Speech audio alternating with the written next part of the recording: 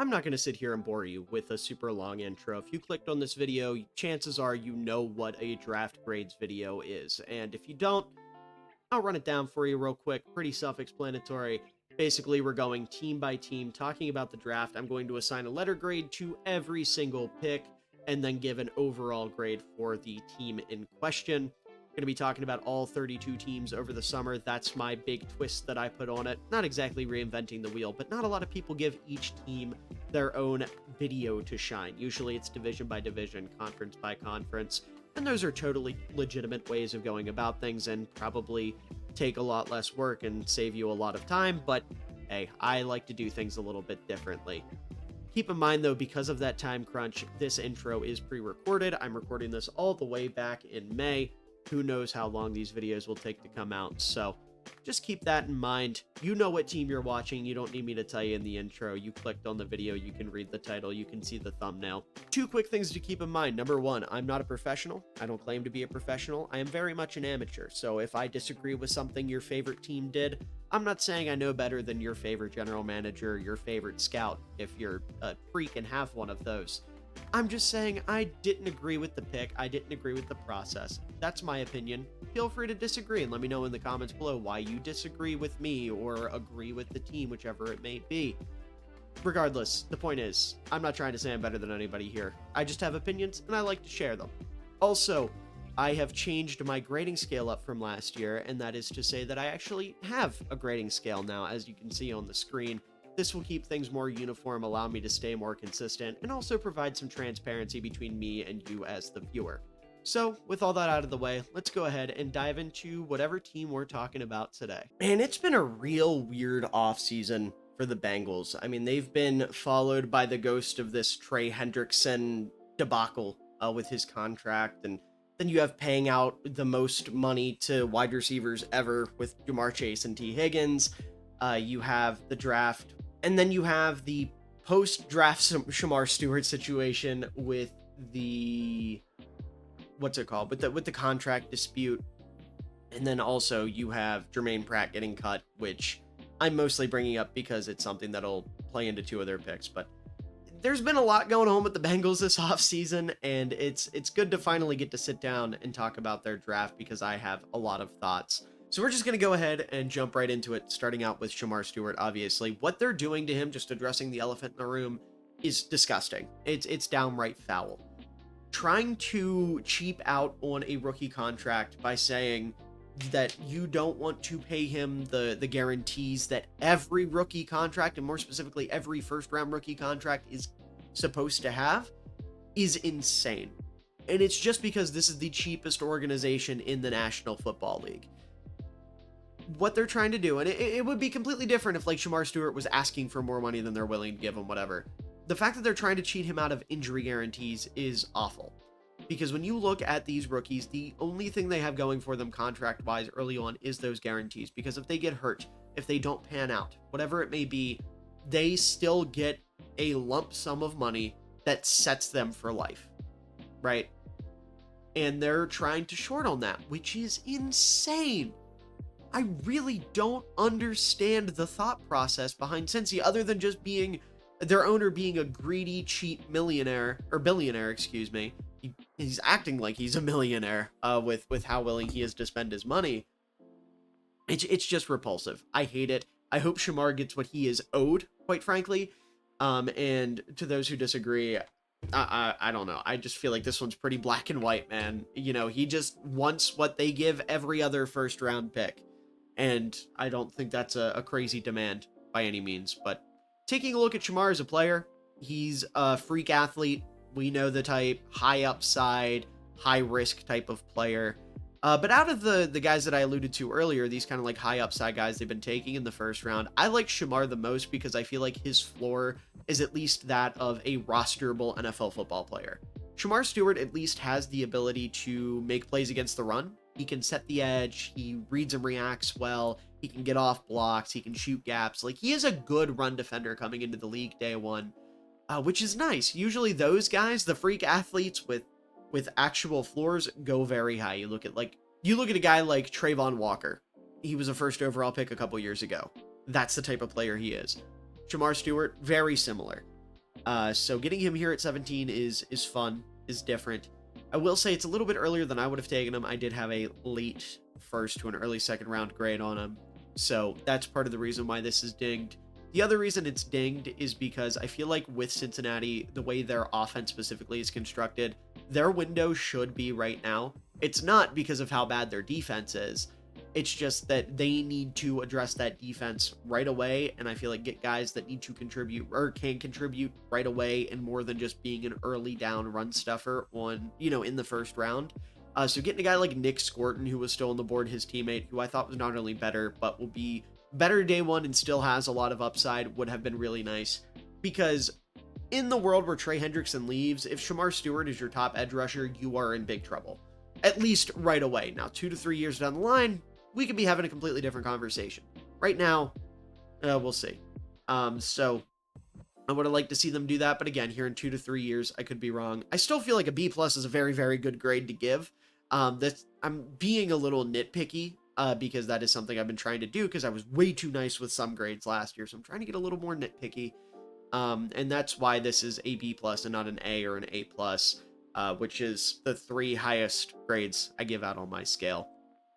So if Stewart can get more consistent, if he can learn to, rush the passer with more consistency, turn his motor and athleticism into production, then this can be a fantastic, franchise-changing defensively type of move. So I really do like the pick. It's just with the little things, it is bumped down to a B+ instead of what it would max out at as an A. Because when it comes to these first-round picks, I'm really, really being strict with A+. I think the only one I've given out so far, and the only one I might give out is Matthew Golden. We'll have to see. But the whole point is, I do really like this pick. Then you get into day 2, and I'm just going to say, off the bat, I really did not like their process across day 2, because I just feel like they left a lot of meat on the bone. Because, I get, don't get me wrong, I get going linebacker and guard, but if you're going to go linebacker and guard, I feel like there were so many other ways you could have handled that. Specifically, if you want to go guard, Tate Ratledge in the second round and then taking that linebacker in the third would have been fantastic process. Even if it was still just Demetrius Knight in the third round, that would have been awesome. Which is one of the reasons why his grade is a little bit lower, is because I thought they overdrafted him. Or if they would have went a different position altogether, went with Barrett Carter on day 3, safety would have been huge. Andrew Makuba in the second round. Kevin Winston Jr. in the third round.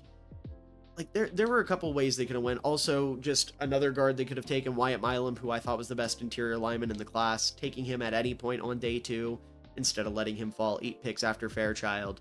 Or, taking a different linebacker like a Danny Stutzman, who fell way too far. Sean Dolich, who fell way too far. He fell out of the class. I thought he was one of the 3 best linebackers in the class. Or Chris Paul Jr. would be another name I'd throw in there. Just as a whole with those 2 picks, don't get me wrong, I like the players, and we're going to talk about why I like the players. But process-wise, in my opinion, there was a lot of meat left on the bone, and I don't love that for Cincy, which does play into these 2 picks. But actually getting into these 2 picks here, starting out with Demetrius Knight, the linebacker out of South Carolina, my big gripes with him, just to get them out of the way. Number 1, I thought this was very early. I had a mid to late 3rd round grade on him. You're taking him here in the middle of the 2nd. That's a big difference in value. And because of that, I also just thought there were better linebackers on the board, and I already named those guys off. But the other thing is the fact that he's going to be 25 in July. And when a player is 25, I want to be talking about what they're bringing to my football team right now. What are you going to do when you lace up your cleats and walk out there on Sunday right now? Not what potential do you have? What are you going to do in 2 to 3 years? I want to know right now, tomorrow, what are you doing on the football field? And Demetrius Knight is not in a position right now as a prospect where those conversations are ready to be had. Instead, he is in that developmental conversation. It's, oh, listen, right now he's going to have some problems here, there, and here, but in 2 to 3 years, he's going to be a monster. And that's great if you're 21, 22, maybe 23 years old. At 25, you're already put in a position where you're going to be hitting your peak, barring a major jump in development, which is very possible, and we'll have to see. But barring that jump, you're looking at hitting the what are you doing for me tomorrow conversation when you're 27, 28 years old. By the time you're 27, 28 years old in the modern NFL, conversations are starting to be had about whether or not you're worth that second contract, about whether or not you're someone that is going to start bouncing from team to team. It's tough for me. So with Knight, getting somebody who by all accounts has the upside, like he definitely has it, and can contribute a little bit in coverage right away. He has a lot of talent there. It's just the consistency, and maybe they figure that out right away, and he's just Jermaine Pratt again for the next 4 years, and that's a fine pick. But I feel like a C+ represents that perfectly. He also just isn't a good run defender. Like, there is a lot to do there. So you're looking at a uber athletic player who needs to become more consistent. And again, if he does that, that's great. Him and Logan Wilson can be freaks next to each other, because this dude, I mean, we're talking, I got to double check myself here so I don't get corrected in the comments. We're talking about someone that's 6'2", 235, like a big player who is a hard hitter. He's athletic. He can be really fun. I just need to see it to believe it, right? With his contribution right away, because now with Jermaine Pratt gone, they need him to step up right away. And if he can do that, great. I'll happily eat my words. This is something I want to be wrong about. But for now, C+. It's not even a pick I dislike. I like the pick. I like the player. It's just, when considering the way I'm grading things, taking all factors into account, he falls below a B, but still an above average grade.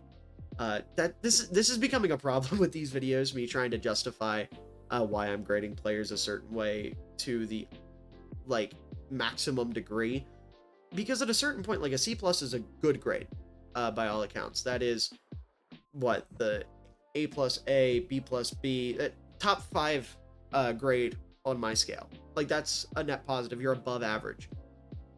But I'm over here talking like I'm giving him a D grade or something. Hopefully those of you in the comments who are I don't want to put this, rational, aren't going to say that the Bengals every pick should be an A+ because they can do no wrong. Hopefully the people that actually appreciate the process of doing these draft grades and whatnot understand where I'm coming from here. Because the same thing applies to Dylan Fairchild. This is another player who I like, and honestly, I like more than Demetrius Knight as a developmental player. Right now, I did have a lower grade on him. I had a 4th round grade on him, which again is going to play into this grade. So I like Knight better as a prospect. But in terms of just a developmental player, I do like Fairchild more because he is only 22. So he is actually in that situation where we can talk about what you're giving to me on Sundays in 2 years and feel good about it when you're just now hitting 24, 25 years old. So you've got the development, you've got the upside with this dude. He's got a good frame, can move well, he's really strong. It's just the consistency, and it's some of the more technical aspects of the game. His footwork isn't great, hand placement isn't great, pad level isn't great, but these are things that can be taught, right? You can't teach strength, you can't teach athleticism, you can't teach being a 22-year-old developmental prospect. Instead, it is about his development, his future. But again, with Wyatt Milam on the board, they're going to get docked major points because I thought Milam was substantially better than Dylan Fairchild, and him going 8 picks after is crazy to me. Milam would have been a home run, A+. Holy shit, the Bengals are saving Joe Burrow with him and then the Jalen Rivers pick. But instead, I'm saying this is a good pick. This is solid, and could turn into something nice. So again, with day 2, it's mostly about the process. It's less about the actual players. Although Demetrius Knight's age is concerning. Moving then into day 3, they ended up taking another linebacker, this time Barrett Carter out of Clemson. And I'm going to be honest, I do not love the process here at all. First of all, I think doubling up on linebacker was unnecessary, especially when there were still good players at positions that they could have actually addressed.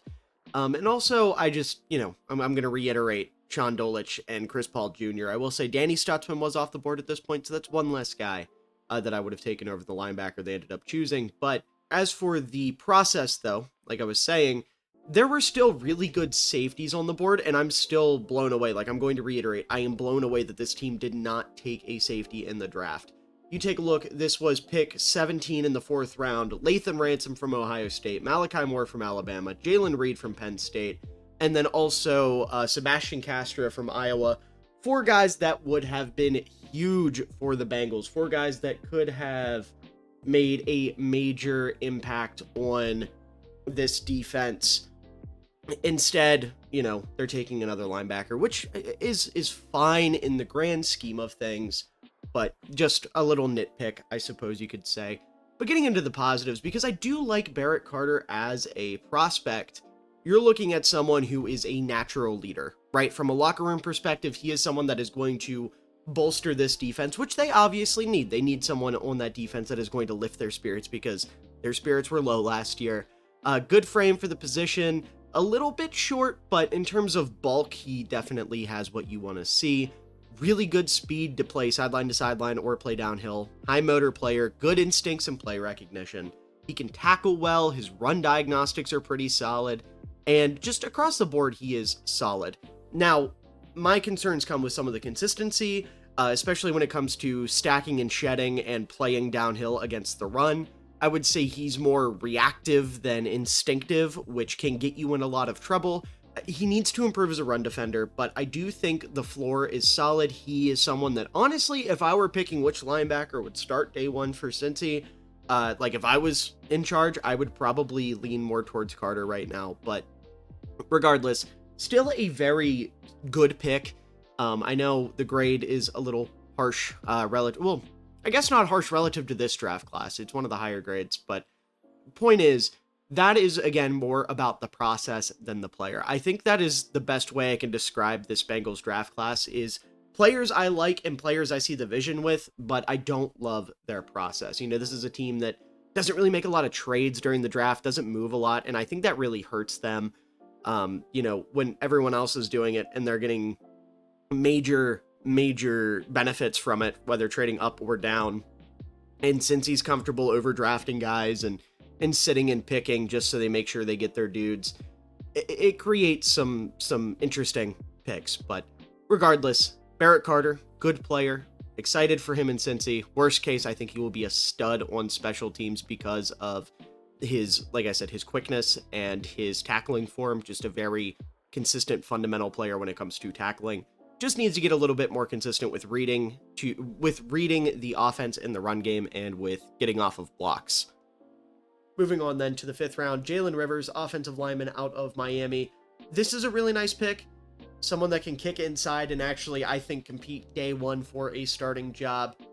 A little bit later than I would have taken him, so good value finally. Like, taking a guy after I thought he should have been taken. Value's really good.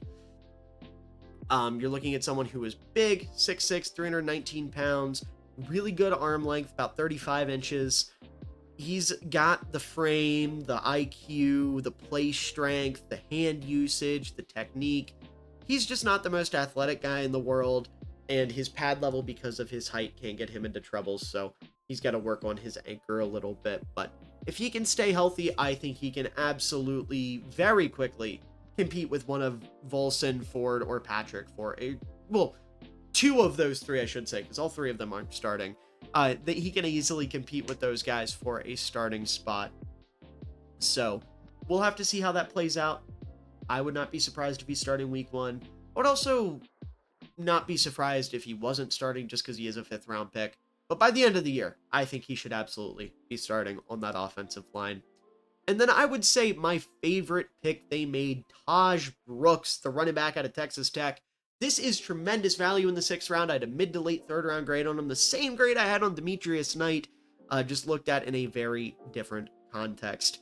A little bit undersized at 5'9", but he is a thick machine at 214 pounds. A tremendous compliment to Chase Brown as more of a power runner. Now, I know they have Zach Moss. I think these two players are very similar. And with Zach Moss being on a shortened contract, this is someone that, right away can kind of eat into Zach Moss's carries and then eventually just play that role for you. He's got that stout bowling ball-like frame, good short area quickness, really good low center of gravity. His balance is great, so his contact balance is tremendous. He keeps his legs churning at all times. He falls forward for extra yards consistently. His ball security is great. He can catch the ball out of the backfield, and he's super durable and was super productive throughout college. No major injuries, a good amount of yards and production. Not the fastest guy in the world, and he's not someone who is like going to be a savvy route runner out of the backfield or anything, but you're not drafting him to do that. You're drafting him to get you the tough yards between the tackles. You're drafting him to be your goal line back. You're drafting him to be the Thunder to Chase Brown's Lightning. I love this pickup for them. He's a tremendous fit as, you know, like I said, that RB2.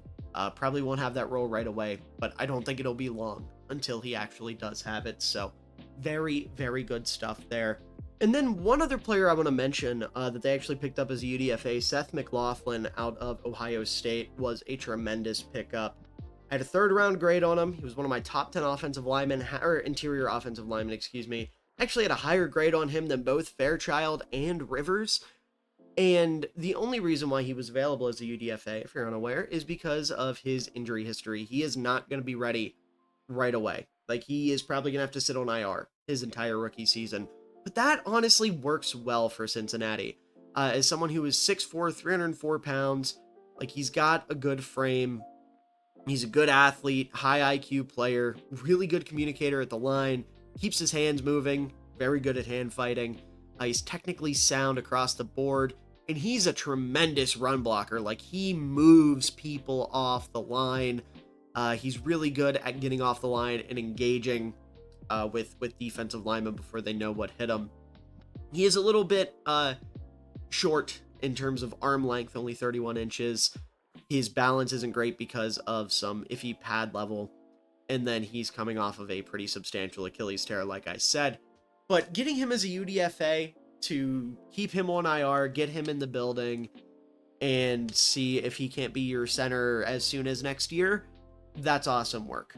Now, I know I gave the Bengals crap with a couple picks for, you know, going with guys that you're not starting right away, but there's a big difference between spending draft capital and signing a guy to a minimum UDFA deal, right? Picking a guy up out of UDFA, you're not even really anticipating them making the roster. You're just saying, this is someone that has traits that we like. We want to get him in the building, see what he's got. Whereas with Stewart, Knight, and Fairchild, you know, you're looking at guys that they're saying, these are integral pieces that we want to spend major capital on. And again, while I don't inherently think that's a bad thing, it's just for Cincinnati, I really wish they would have said, fuck it. We're ready to go. The AFC North is super competitive. We want to be in that conversation. Burrow pretty much had us in that conversation, even despite having the worst defense in football last year. So let's bulk it up a little bit, get some guys that are going to contribute day one, make it better, and let Burrow do his thing. But I digress. With all that being said, just with the class as a whole, I'm going to give him a C+. I feel like this was an above average draft class, but not one that I'm blown away by, not one that I love. There's some good players here that could easily prove these grades wrong in progressing quicker than I think they will, but time will tell. We'll have to see.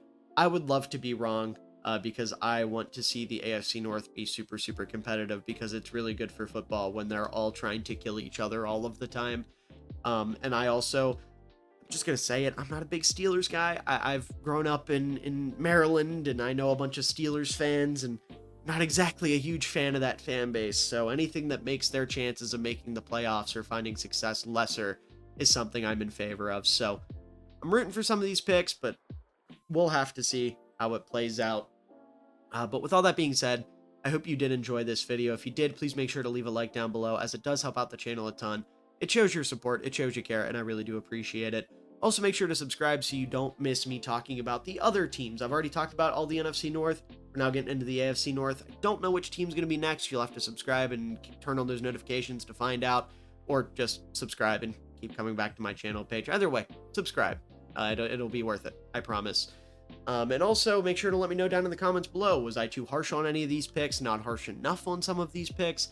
Let me know. I'm curious to see what Bengals fans have to say about the way some of these are going to pan out. I'm sure your opinions on guys like Knight and Fairchild are a little bit more optimistic, but maybe there's something I'm not accounting for. And if that's the case, please let me know. I would love to have those conversations with you guys. to pick your brains as you pick mine, that type of thing. I do love like real conversations and not just people coming into my comments being like, this guy doesn't know XYZ. That's not constructive. No one's having a good time with that. Come in here and say, I see where you're coming from, or I respect your opinion, however, X, Y, and Z. And then, you know, a real discussion can occur. But like I said, I hope you all enjoyed this video, and I hope you all have a wonderful day, evening, night, afternoon, whatever time of day it is for you. I hope you enjoy it because you're all wonderful people and you truly do deserve it. Had a chance on the throwback. This was an ill-advised throw. What an unbelievable catch by Cole Kmet. And he cups it too. No movement when he hits the ground, tucked up against his shoulder. Wow. Using that